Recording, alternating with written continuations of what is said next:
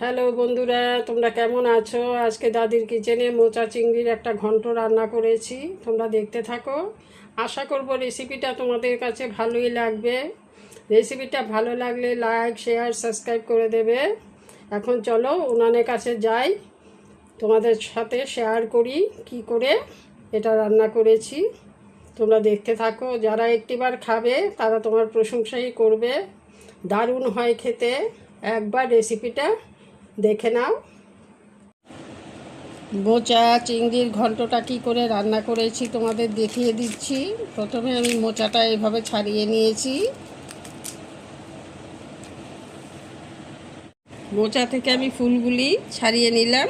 এখন ফুলগুলি থেকে আমি শক্ত একটা ম্যাচের কাঠির মতো থাকে, দেখো তোমাদের দেখাচ্ছি, এটা বের করে নিতে হবে, না হয় রেসিপিটা খেতে ভালো লাগবে না। তাই আমি সবগুলি এইভাবে কেটে পরিষ্কার করে নিয়েছি। সাথে দেখো এই যে প্লাস্টিকের মতো একটা দেখা যাচ্ছে, একটা আবরণ থাকে, সেটাকেও পরিষ্কার করে নিতে হবে। রেসিপিটা খেতে দুর্দান্ত হবে, না হয় রেসিপিটা খেতে ভালো হবে না। তাই এইভাবে মোচাটা পরিষ্কার করে নিতে হয়। এখন মোচাটা কেটে পরিষ্কার জলে ধুয়ে রেসিপিটা কী করে করছি তোমাদের দেখাচ্ছি। মোচা চিংড়ি রান্না করার জন্য উনুনে কড়া বসিয়ে দিয়েছি। কড়াতে জল দিয়ে দিচ্ছি। মোচাটা একটু সেদ্ধ করে নেব। দিয়ে দিচ্ছি হলুদ গুঁড়ো,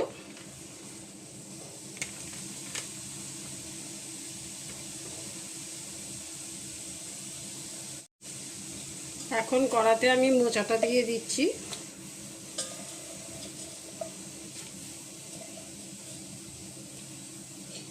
ঢাকনা দিয়ে দিলাম। মোচাটা আমার ভাপানো হয়ে গেছে, এখন নামিয়ে নেব। একটু ঠান্ডা করে হাত দিয়ে আমি একটু মেখে নেব। এখন আমি কড়াতে দিয়ে দিচ্ছি সাদা তেল।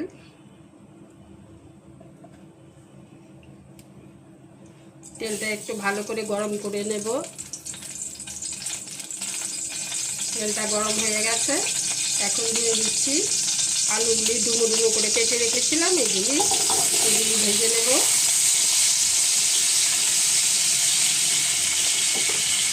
দিয়ে দিচ্ছি পরিমাণ মতো নুন,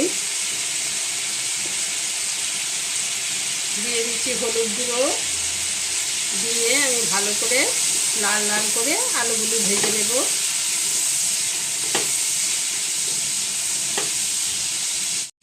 মোচা চিংড়ির ঘন্ট যারা খেয়েছো তো খেয়েছো, আর যারা খাওনি তারা আমার রেসিপিটা একটিবার ফলো করে রান্না করার চেষ্টা করবে। আশা করব তোমাদের কাছে ভালোই লাগবে। আলুগুলো আমার ভাজা হয়ে গেছে, এখন নামিয়ে নিচ্ছি।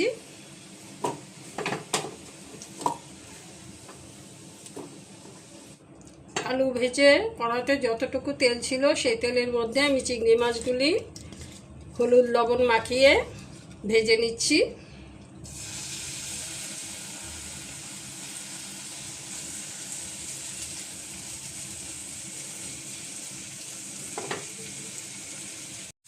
চিংড়ি মাছগুলো আমার ভাজা হয়ে গেছে, এখন উঠিয়ে নেব।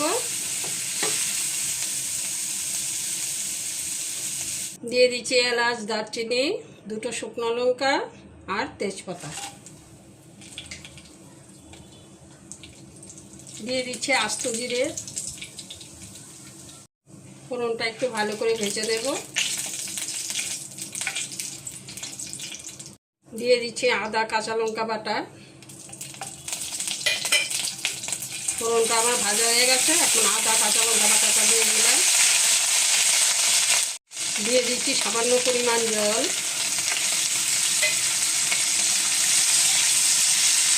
অল্প কিছুটা ভেজে নিচ্ছি। আদার কাঁচা গন্ধটা চলে গেলে আমি অন্য মশলাগুলি অ্যাড করে দেব।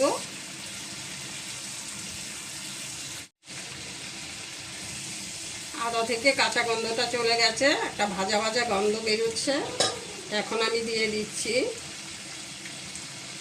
হলুদ গুঁড়ো, জিরে গুঁড়ো, দিয়ে দিচ্ছি ধনে গুঁড়ো,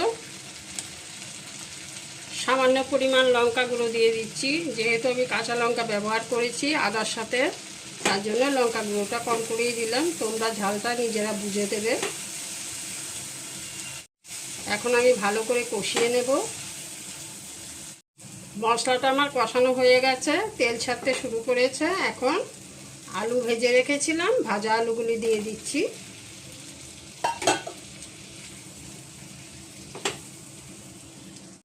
মোচাটা আমি সেদ্ধ করে রেখেছিলাম, মোচাটা আমি হাত দিয়ে মেখে নিচ্ছি। মোচাটা আমি কাটিনি, হাত দিয়ে মেখে নিলে সবজিটা দেখতে খুব সুন্দর হয়, তার জন্য আমি হাত দিয়ে মেখে নিলাম। আলু আর মশলাটা আমার ভাজা হয়ে গেছে, তেল ছাড়তে শুরু করেছে। এখন আমি মোচাটা হাত দিয়ে মেখেছিলাম, মোচাটা আমি দিয়ে দিচ্ছি।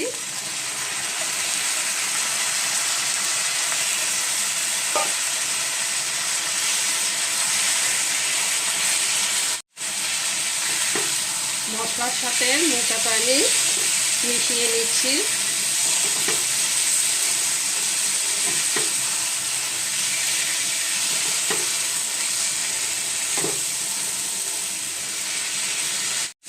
মশলার সাথে মোচাটা ভাজার পর এতটা সুন্দর গন্ধ বেরিয়েছে, তোমরা বিশ্বাস করতে পারবে না।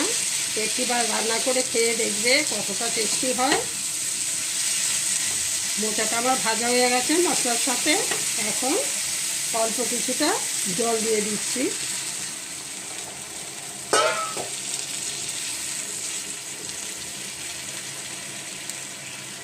দিয়ে দিচ্ছি চিংড়ি মাছ,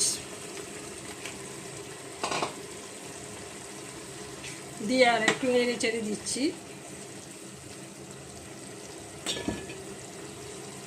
5 মিনিটের জন্য ঢেকে দেব। ঢাকনাটা উঠিয়ে নিচ্ছি। এখন দিয়ে দিচ্ছি পরিমাণ মতো নুন,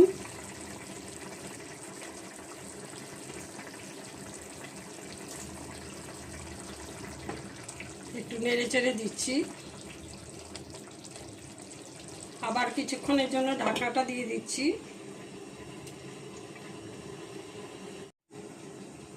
এখন ঢাকনাটা উঠিয়ে দিচ্ছি। অল্প কিছুটা চিনি দিয়ে দিচ্ছি, সেটা তোমরা দিতেও পারো নাও দিতে পারো।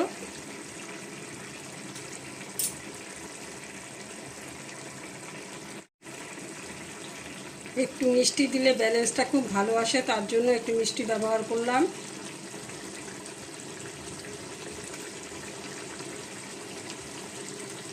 দিয়ে দিচ্ছি পরিমাণ মতো গরম মশলা,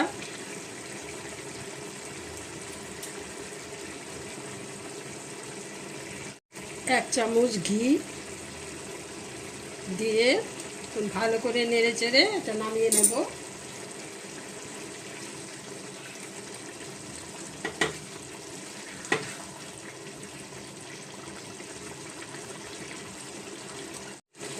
আর একটু মাখো মাখো করে নেব এটা, তারপরে এটাকে নামিয়ে নেব।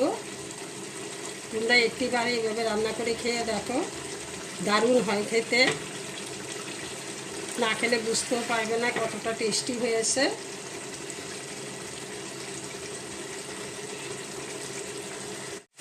মোচাটা রান্না করতে একটু ঝামেলা, মোচাটা বাছতে হয়, কাটতে হয়, সেদ্ধ করতে হয়, তারপরে রান্না করতে হয়। একটু ঝামেলা বলে অনেকেই রান্না করতে চায় না। কষ্ট করে তোমরা একবার রান্না করে খেয়ে দেখো, মোচা চিংড়ির ঘন্ট এতটা টেস্টি হয়। গরম ভাতে পরিবেশন করবে, যারা খাবে তারাও তোমার প্রশংসাই করবে। রান্নাটা আমার হয়ে গেছে, এখন নামিয়ে নেব। তোমরা ভালো থেকো, সুস্থ থেকো। আজকে এখানে বিদায় নিচ্ছি, টাটা।